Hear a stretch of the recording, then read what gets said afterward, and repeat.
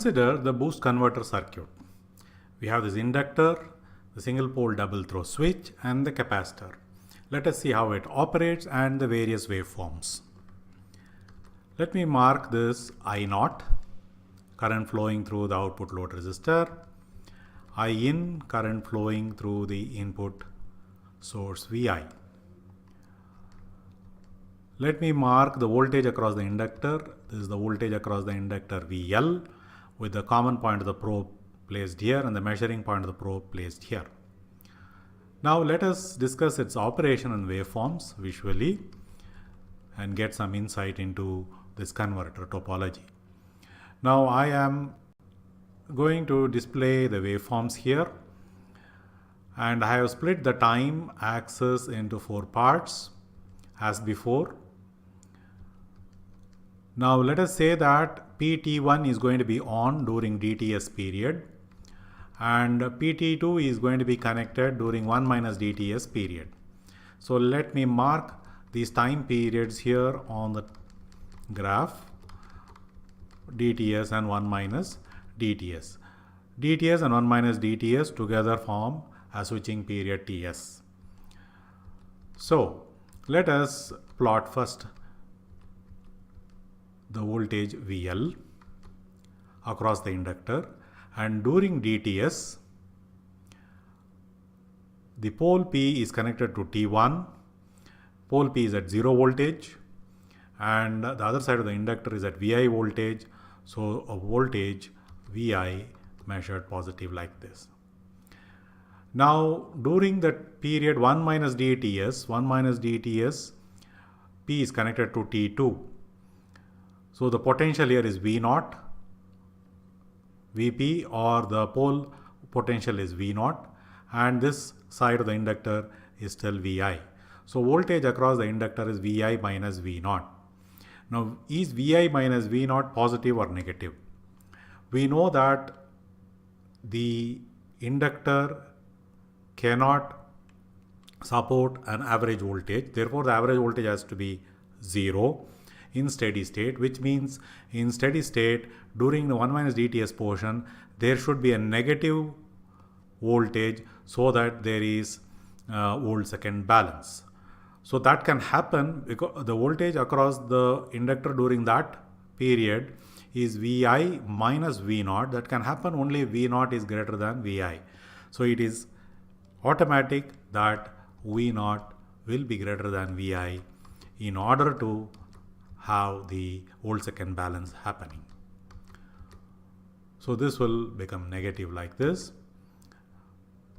and so on to the next cycle, Vi and V0, Vi minus V0. So this is the voltage waveform across the inductance. So now let us now see the current waveform through the inductance. I am drawing this average current here. This is average current flowing through the input, flowing through the same inductor. And the inductor has 2 parts, the average part and the ripple part. So let me call this In average and let me draw the ripple. I am drawing the ripple as a straight line and it has a slope. V is equal to L di by dt.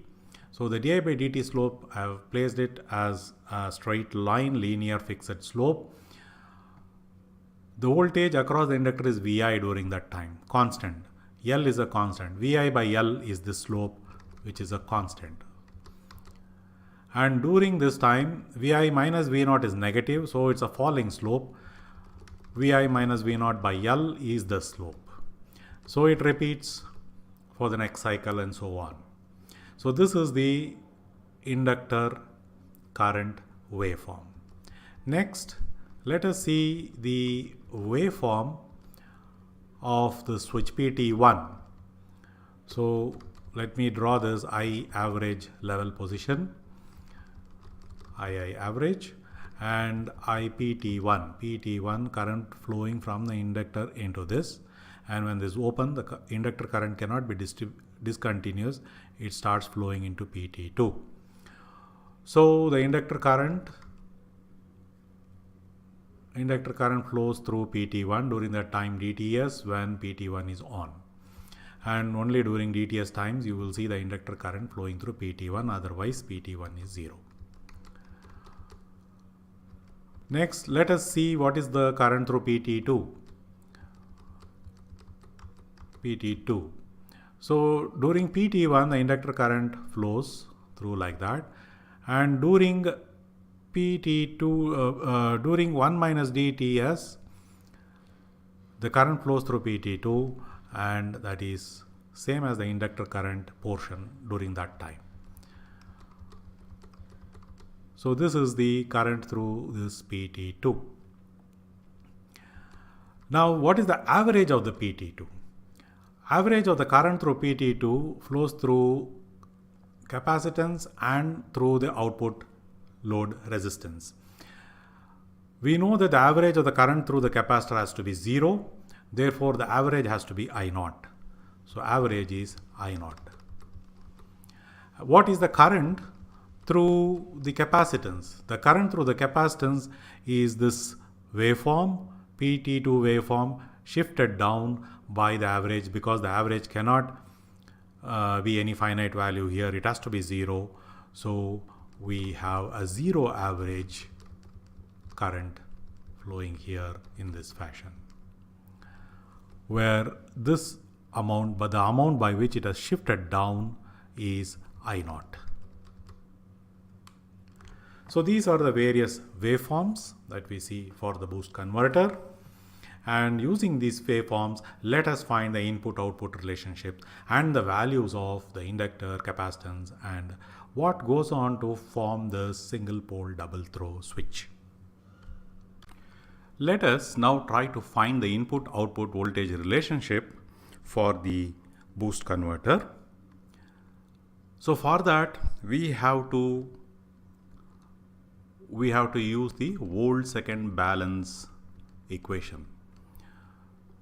So let us apply this volt-second balance. To what voltage? You will be applying it to the inductor voltage. So look for the inductor, look for the voltage across the inductor, which is this waveform, and let us apply the volt-second balance. Now during DTS, this is the volt-second area. We can use the simple relationship of the rectangular area, because this is a constant voltage. So let us apply that. So this is Vi into DTS. Vi is the amplitude, DTS is the width, and this is the area of the rectangle during the DTS period. Now during the 1 minus DTS period, the voltage across the inductance is Vi minus V0. So this area we will calculate Vi minus V0 into 1 minus D into Ts. Now this area, positive area, negative area should balance out. So therefore that should be equal to 0. I will remove these two variables out of the picture.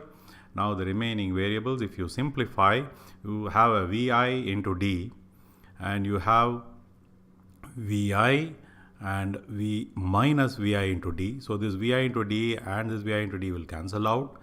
You have a V0 into 1 minus D, push it to the other side. So you will end up with V0 equals Vi by 1 minus D.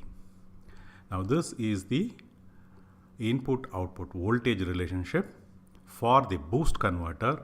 Observe 1 minus D comes in the denominator here. D takes on values from 0 to 1. If D is 0, V0 will be Vi. If D is 1, V0 will tend to infinity, but it will not actually tend to infinity. D cannot take value 1, because then this will be permanently on and there won't be switching. So it should be less than, D should be less than 1. So V0 greater than or equal to Vi, and D takes on values between 0 and 1 in this fashion. So this would be the input-output relationship of the boost converter, and because V0 is always greater than Vi, we call this as the boost converter. Let us also obtain the current relationship. We could use the amp-second balance across the capacitance, or like we did last time, we could use the power balance. Pi is equal to P naught, and therefore Vi II is equal to V naught I naught. Now this V naught, I know from the old second balance relationship is this much. Let me substitute that. VI is equal to Vi by I minus D into I naught. I'll remove these two variables, and therefore you have I naught II is equal to I naught by 1 minus D, and this is the input output current relationship. You could also get the same relationship if you take the amp second balance or the charge balance, find out the area of IC here and find out the area of IC here, equate them and get the relationship. But it is not as straightforward because it's a trapezium, and find that trapezium area, we need to know these heights. Finding this area is easy because this is a rectangle with height I naught, but may be difficult to find this in a straightforward manner. So we use this current relationship, we obtain the current relationship using the power balance, which is much easier. Now let us find the values of the components L, C, and then identify the switch elements of this single pole double throw switch. So first the L, consider the inductor L. What is its value? Take the inductor current waveform, and we know that the height of this current ripple, let us set it as delta IL. Now this is the change in the inductor current. So we will use the Faraday's equation. V is equal to L di by dt, and we know the slope of this Vi by L. We have written here Vi minus V naught by L for this part of the slope. So consider that during this DTS period, there is a change of delta IL. So di by dt will be delta IL by dTs. So delta IL by dTs is equal to what slope rate, which is Vi by L here in this period. So we will write that down, Vi by L. Or I could take 1 minus d into Ts period. So during that the current is falling. So there is still a change of the same delta IL, though negative slope. 1 minus d Ts equals Vi minus V naught by L. Vi minus V naught by L. So this is a negative slope. The change in delta L is negative in the sense that it's a falling value. So you can take absolute values for finding the value of L, because L has to be positive. You can take, instead of Vi minus V naught minus Vi. Anyway, when you substitute for V naught, all will boil down to the same equation here. And let us take that equation and find out L. So L, I will push it there, delta IL will push it down here, so it's Vi. D, I will push it up there, delta IL. Ts, if I push it up and then say Ts is equal to 1 by Fs, then I can put Fs in the bottom here, denominator. So this is the relationship for finding the value of L for the boost converter. Here you know Vi. Vi is the input spec of the unregulated DC source. D, how do you find D? We know V naught. V naught is again an output spec. So knowing V naught, Vi, we can use the input output relationship and find D. Fs is the designer parameter. At what switching frequency are you switching these switches? It could be 20 kilohertz, 50 kilohertz, or 100 kilohertz. So whatever the designer fixes, specifies, so that will be the switching frequency here. And delta IL, now here IL, unlike in the case of the buck converter, the average value of the inductor current was I naught. In the case of the boost converter, the average value of the inductor current is the input current average.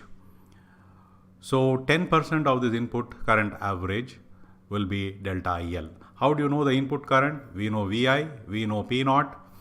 P naught and Pi are same, and therefore Pi by Vi will give you II. So 10% of that will give you delta IL. So all these parameters are determinable from the specs, and you can find out the value of L. Next, let us find out the value of the capacitor C. For that, we have to look at the capacitor current waveform, and we know from amp second balance that this area, the top portion of it above the zero line and the bottom portion of the area below the zero line, they should match. Okay. Now the area under this IC curve will be the charge Q. So in every cycle, this amount of area will be delta Q. So let us use, like in the buck converter case, we will try to find what is delta Q. And delta Q we know from physics is C into delta V. So what is delta Q? It is the area. It is the area covered under the IC curve, IC envelope. In this case, between 1 minus d into Ts period and dTs period, it is much easier to find the delta Q of this, because this is a rectangle of height I naught and width time width dTs. So therefore delta Q, I will replace it by I naught. I naught is the height of this rectangle, and the width of that in the time scale is dTs. So that is equal to C into delta V. Now C we can write it down as I naught into D. Ts I will take it to the denominator as Fs. Fs is 1 by Ts, and delta will come down, delta V will come down into Fs. So this is the relationship for the capacitor value. Do we know I naught? I naught is obtained from the output spec. Whenever a power supply is designed, P naught is given, P naught and V naught are given, the voltage of the output and the power that needs to be delivered to the output. D can be found from the input output voltage relationship.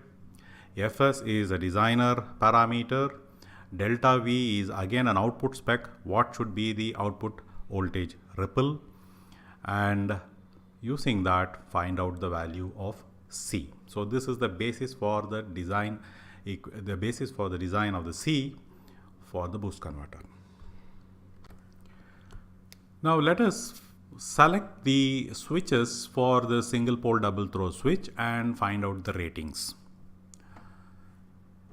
So the switch elements, like we did for the buck converter, we will use the static characteristic for the switches, the IV characteristic.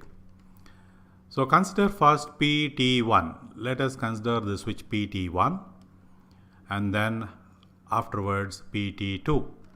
So let us say we draw the IV characteristic of VPT1 and IPT1, and then let us match the requirement with a practical switch characteristic and then select the component.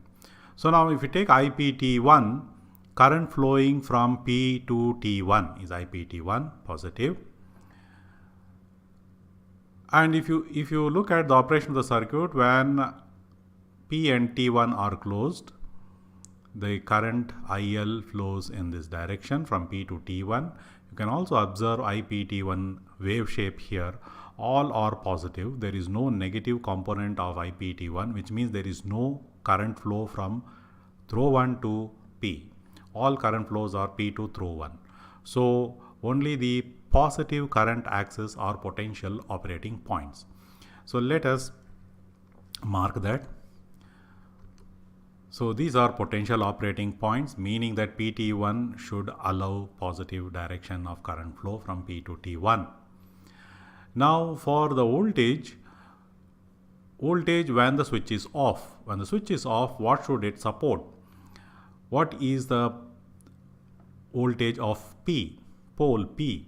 So when T1 is off, P and T2 are connected. So P and T2 are connected, the output voltage will come at this pole point. So the pole voltage will become V0.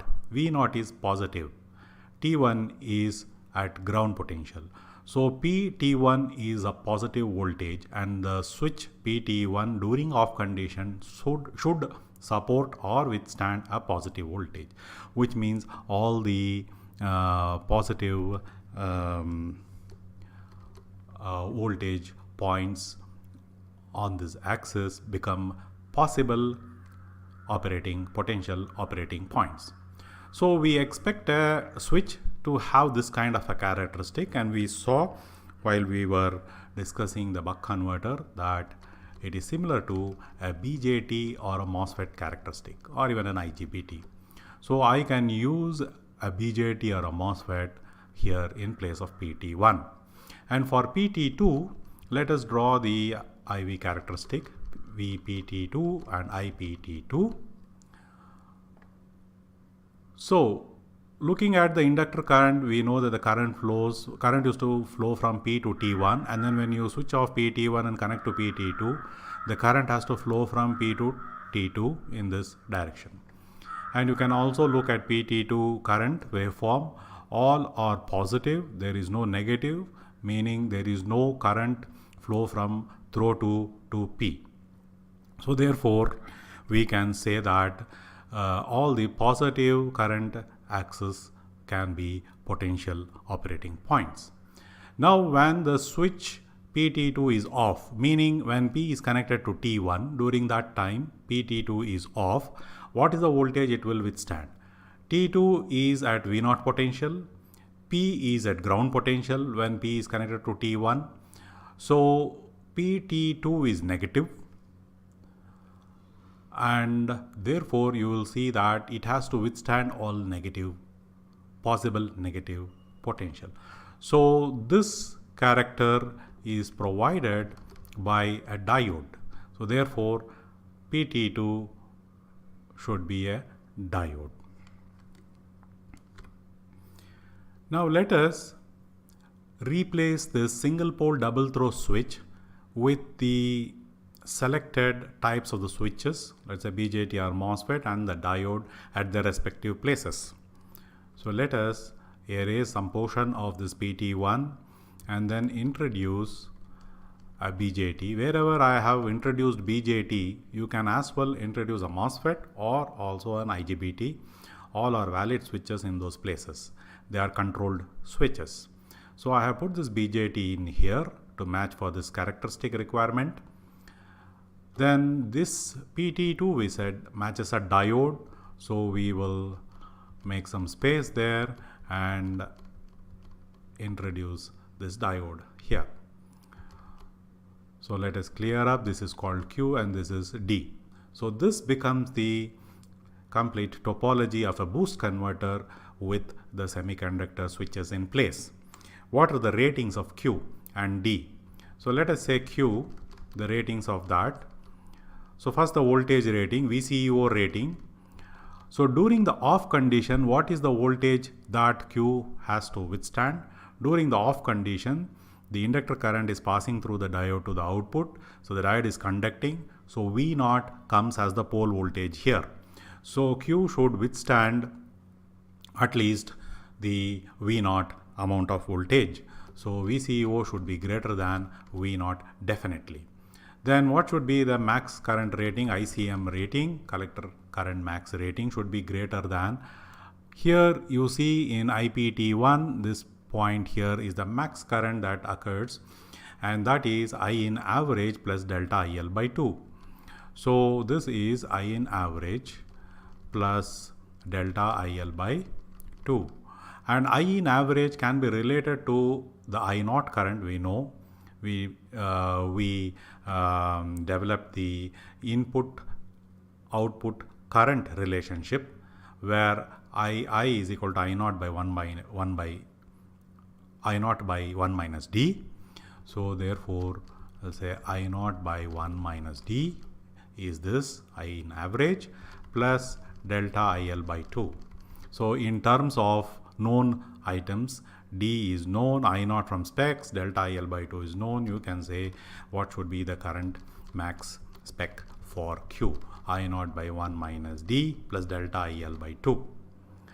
So for the diode rating, we have the peak inverse voltage. Peak inverse voltage should be greater than what? So when Q is conducting, the diode D is off and it is seeing the peak, the inverse voltage. So during the time when Q is on, the pole point is connected to the ground. So pole voltage is 0 and the diode's cathode is connected to V0. So therefore, at least V0 amount of reverse voltage the diode has to withstand. So it should be greater than V0. And ID maximum is like here. You have IPT2, the max point is same, I naught by 1 minus D plus delta IL by 2. So all other currents like average and the RMS currents can be calculated from the wave shapes. So this would be the way you choose the ratings for the semiconductor switches of the boost converter.